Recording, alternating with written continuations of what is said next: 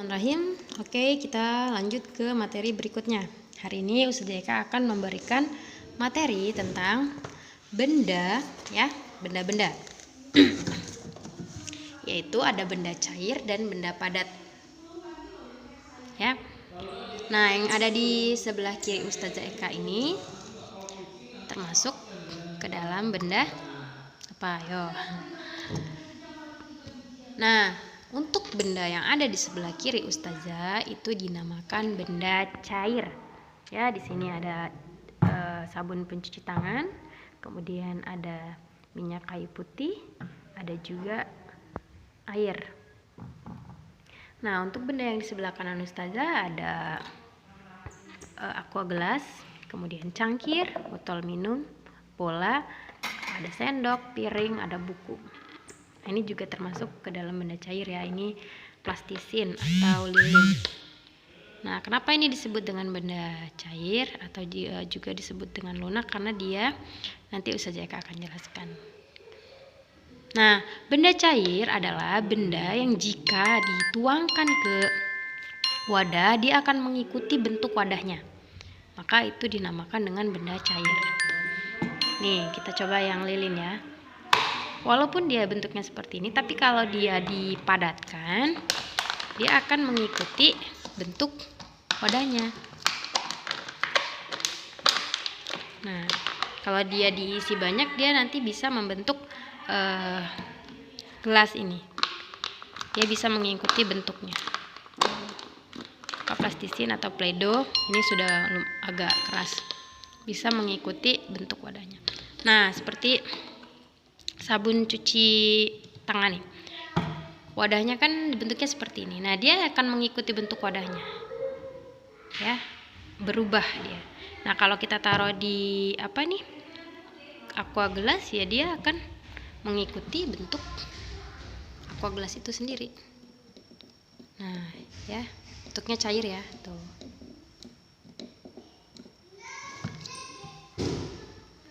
Bentuknya mengikuti, tidak tetap ya, atau dia berubah.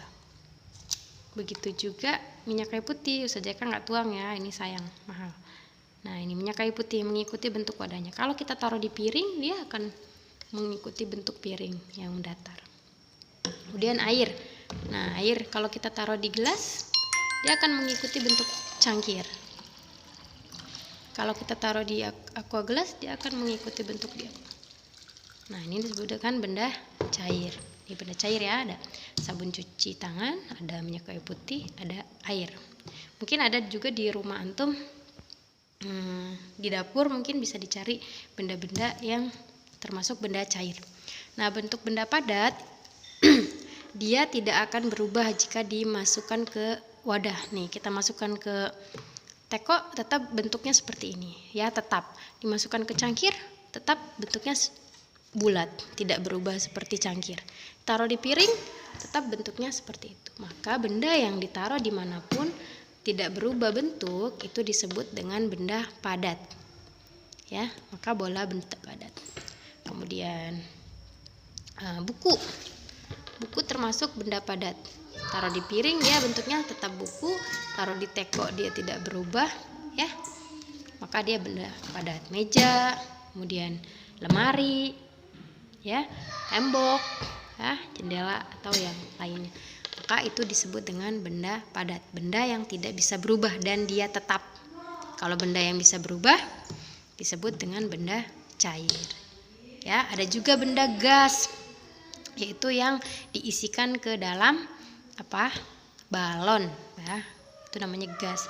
Atau tabung yang biasa umi antum masak di belakang, itu ada namanya tabung gas. Nah, itu bendanya gas, tidak terlihat, hanya udara aja, gas ya, dia termasuk benda juga.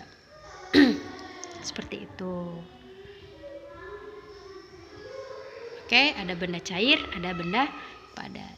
Nah, silahkan, tugasnya adalah silahkan tuliskan ya 2 benda cair yang ada di rumah antum dan 5 benda padat yang ada di rumah antum apa aja.